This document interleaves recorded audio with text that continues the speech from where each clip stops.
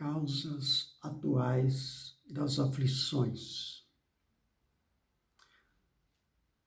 Olá para todos. Nós continuamos assim a análise do capítulo 5º do Evangelho segundo o Espiritismo, que trata de bem-aventurados os aflitos. E vamos verificar as causas atuais das aflições. Muitas vezes, nós atribuímos nossas dificuldades de saúde ou outras a causas externas a nós, a má sorte, enfim, essas coisas. Às vezes até acusamos a Deus porque as coisas não caminham como a gente gostaria. Mas então o Allan Kardec traz uma reflexão para que nós venhamos a nos conhecer melhor. Como disse lá um sábio da antiguidade, conhece-te a ti mesmo. Mas nos nossos processos de fuga, de orgulho, de vaidade, a gente prefere atribuir a responsabilidade de nossas aflições a outras pessoas, a outras causas, independente de nós. Muitos espíritas, por exemplo, conhecendo a reencarnação, entendem que a maior parte das suas aflições advém de erros cometidos em outras encarnações. Pode até ser, mas a maioria delas, das causas de nossas dificuldades, provém desta mesma encarnação. Então, Allan Kardec, ele nos afirma que a origem desses problemas vem do nosso caráter e dos nossos procedimentos. Nesta vida, a maior parte dos nossos problemas provém de nós mesmos, alertando-nos para que venhamos a compreender a nossa responsabilidade diante de nossos atos, de nosso comportamento. Ele relaciona aqui algumas questões para que nós venhamos a olhar para nós com mais atenção,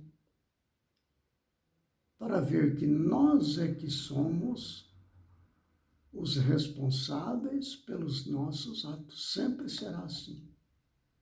Veja as perguntas que ele nos oferece para que venhamos a prestar atenção em nós, naquilo que fazemos, naquilo que sentimos, pensamos. Veja só. Quantos homens caem por sua própria culpa? Quantos são vítimas de sua imprevidência, do seu orgulho e de sua ambição? Quantos se arruinam por falta de ordem, de perseverança, pelo mau proceder ou por não terem sabido limitar seus desejos? Olha, esta aqui é muito comum, que não vamos dizer agora. Não como todas elas são comuns, mas algumas nos chamam mais atenção. Veja só. Quantas uniões desgraçadas porque resultaram de um cálculo de interesse ou de vaidade, nas quais o coração não tomou parte alguma. Aí nós vemos os matrimônios, casamentos, né, com grandes dificuldades por causa dessas questões. Não só, mas grande parte por causa disso. Outra questão que ele nos traz para refletir. Quantas dissensões, desentendimentos, brigas, confusões, quantas dissensões e funestas disputas se teriam evitado com um pouco de moderação e menos suscetibilidade. Outra questão. Esta aqui, olha, difícil quem não esteja inserido nesta aqui. Quantas doenças e enfermidades decorrem da intemperança e dos excessos de todo gênero? Nem precisa dizer, né? E essa outra questão, ela é extremamente atual e talvez cada vez mais oportuna. Olha só. Quantos pais são infelizes com seus filhos porque não lhes combateram desde o princípio as más tendências, seja por fraqueza ou indiferença, deixaram que neles se desenvolvessem os germens do orgulho, do egoísmo e da tola vaidade, que produzem a secura do coração. Depois, mais tarde, quando colhem o que semearam, admiram-se e se afligem da falta de deferência com que são tratados e da ingratidão deles. Essas questões são 6 questões que ele nos deixa muito abrangentes, que nos chamam a atenção para a nossa responsabilidade. Este chamamento de atenção para a nossa responsabilidade é uma questão, uma situação presente na nossa atual etapa evolutiva. Todas essas questões nos chamam para examinar a nossa responsabilidade, porque é aí que reside a transposição de nível evolutivo do espírito. É quando, entendendo cada um desses itens e outras, talvez mais, em que nós construímos o nosso futuro, o nosso presente e nosso futuro. Está tudo em nós. Então, nós não podemos transferir a responsabilidade sob pena de retardar o nosso progresso espiritual. Porque o que caracteriza o progresso espiritual de uma criatura é a sua autonomia diante da vida, onde nós, seguindo as leis de Deus, as colocamos em prática, construindo desta maneira, desde que nós venhamos a praticar as leis de Deus, estejamos perfeitamente sem aflições e harmonizados com a vida em todos os seus aspectos. Por isso, Jesus nos deu as mensagens de bem-aventurança, aqueles que enfrentam as dificuldades sem rebeldia, mas com uma atitude ativa, compreendendo que as aflições, daquelas do Sermão da Montanha que vimos no vídeo anterior, compreendendo que ali nós é que somos responsáveis pelas consequências que geram em nós aflições. E então, compreendendo isso, tomamos uma atitude perante a vida ativa, cumprindo assim com resignação, coragem, determinação, ação no bem, estudo, humildade, corrigindo já a partir de já. O que passou, passou. Agora, o que nós estamos vivendo e o que virá pela frente poderá ser totalmente modificado, não é? Se agimos com má fé, com vingança, com essas questões que conhecemos tão bem, que são provenientes do egoísmo humano, da animalidade, que é característica dos mundos de expiação e provas, como esse no qual nós vivemos. Mais para frente, Kardec, no item seguinte deste estudo, não é? Causas atuais, ou seja, causas provenientes de nossas atitudes nesta encarnação, e não em etapas anteriores, mas nesta encarnação, o Allan Kardec nos traz, no item seguinte, uma frase impressionante. Veja só. Deus, porém, quer que todas as suas criaturas progridam e, portanto, não deixa impune qualquer desvio do caminho reto. Eu vou ler de novo isto aqui, para que a gente não se iluda. Não deixa impune qualquer desvio do caminho reto. Não tem jeitinho, como a gente sempre gostaria de fazer. E ele prossegue dentro desse conceito de impunidade, né? Que não existe, nunca haverá. Ele diz assim, o Kardec, não há falta alguma, por mais leve que seja, nenhuma infração da sua lei que não acarrete forçosos e inevitáveis consequências mais ou menos deploráveis. A gente não pode se iludir. Na medida, e sempre gosto de trazer esta questão, quando que passa a nossa atitude, ela passa a ser um mal. A partir do momento em que, quando eu sei o que eu tenho que fazer e faço, aquilo que eu faço não corresponde ao que eu acho que deve, que eu sei que deve, quando eu faço algo que contraria o que eu sei, isso é o mal. Quando eu não sei, a minha responsabilidade é bem menor.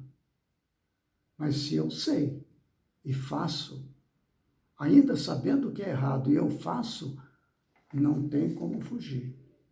Você próprio, através da sua consciência, onde está escrita a lei de Deus, você já estabeleceu, não é, a sua sentença, não tem jeito. Porém, é preciso que se diga. Pedro, ele escreve na sua carta o seguinte, que o amor cobre a multidão dos pecados. O objetivo de nós enfrentarmos as consequências através de aflições, elas são no sentido para nos mostrar o que é certo, o que é errado e que convém fazer o certo. Mas, apesar de estarmos com vários compromissos pendentes na nossa consciência, aos quais precisamos resolver mais para frente, que são as expiações, né, que pode ocorrer na mesma encarnação ou em outra encarnação, as expiações de nossos atos, não é? Apesar disto, nós podemos, praticando o bem, não ser necessário que venhamos a incorrer nas aflições decorrentes de nosso erro perante a lei de Deus. O amor cobre a multidão dos pecados. Então nós podemos ajustar a nossa vida, ainda que nosso passado, nesta mesma encarnação, a qual nós lembramos, anteriores não nos lembramos. Vendo que nesta encarnação cometemos muitos erros perante a consciência divina, não é ficar lamentando, carregando culpa, alimentando remorsos, que isso desequilibra a nossa psique e gera danos, enfermidades da alma e do corpo. Então, nós podemos agir positivamente na prática do bem. Começar a partir de já a prática do bem. E nós nos inserimos assim numa postura íntima de ação no bem, que ainda que a nossa vida para frente, nesta encarnação, seja curta o suficiente, não dá para a gente resolver o nosso posicionamento moral, claramente, mas pelo menos nós nos colocamos no caminho e numa próxima encarnação, ao retomar a reencarnação, nos vem aquela intuição, aquele impulso de seguir pelo caminho, o qual nós já tínhamos estabelecido para nós antes. É muito mais fácil. Porque tudo aquilo que fazemos enquanto estamos encarnados, eles têm uma matriz na nossa psique, na nossa memória, extremamente forte, intensa.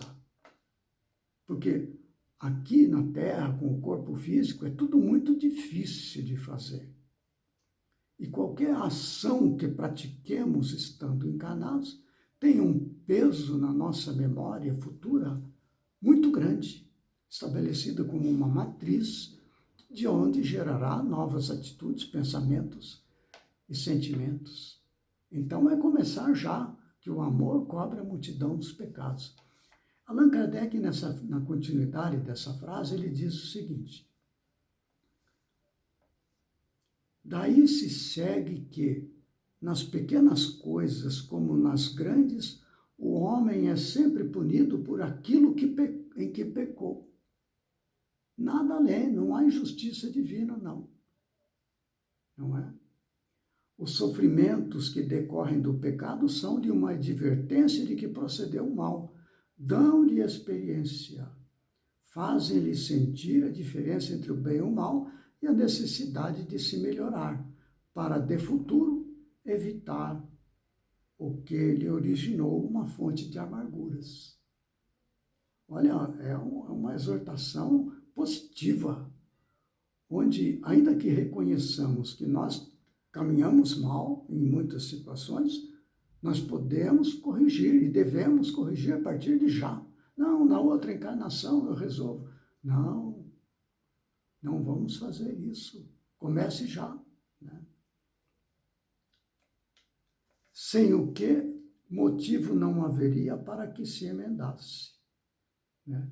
Então, se há esses enfrentamentos de aflições causadas pelas nossas escolhas,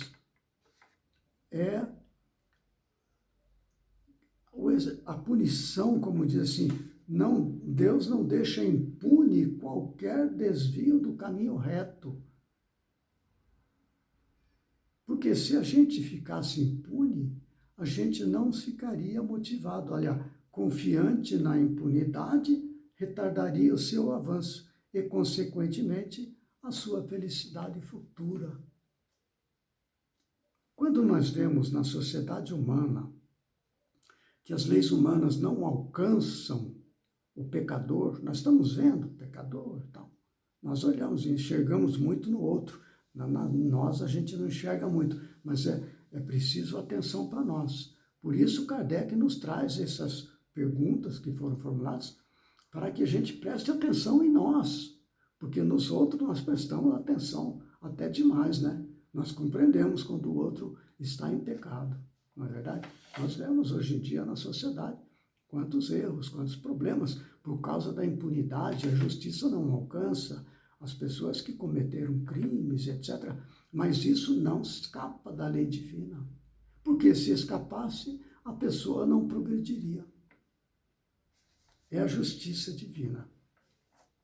Nós vamos deixar esta análise neste ponto o suficiente para que a gente preste atenção na gente mesmo e assumirmos a responsabilidade pelos nossos atos. Reconhecer que falhamos aqui, falhamos ali. É claro que não cair no negativismo não é nos atribuir faltas que não cometemos, isso também é um desvio, não é? Mas observar nossos atos. E quando nós vivenciarmos nossas dificuldades, com humildade e serenidade, não, isso aqui eu poderia ter feito diferente, eu gostaria de fazer melhor agora que eu compreendo e tudo. Às vezes a vida já está chegando ao final, a gente reconhece, se eu pudesse começar, faria diferente. Não vamos desanimar. É começar desde já. Um pequeno passo na direção de cumprir a lei de Deus, segundo a entendemos, já nesta encarnação, será de grande benefício para as próximas encarnações. Então fica esta mensagem. No próximo vídeo nós vamos prosseguir nesse estudo do capítulo 5º, né? Que são os aflitos, e nós vamos verificar as causas anteriores das aflições. Se são bem-aventurados os aflitos, precisamos entender por que somos aflitos, o que nos levou à aflição, e compreendendo, lutar para vencer e alcançaremos a bem-aventurança. Então, até o próximo vídeo, se Deus quiser. Fiquemos todos com Deus.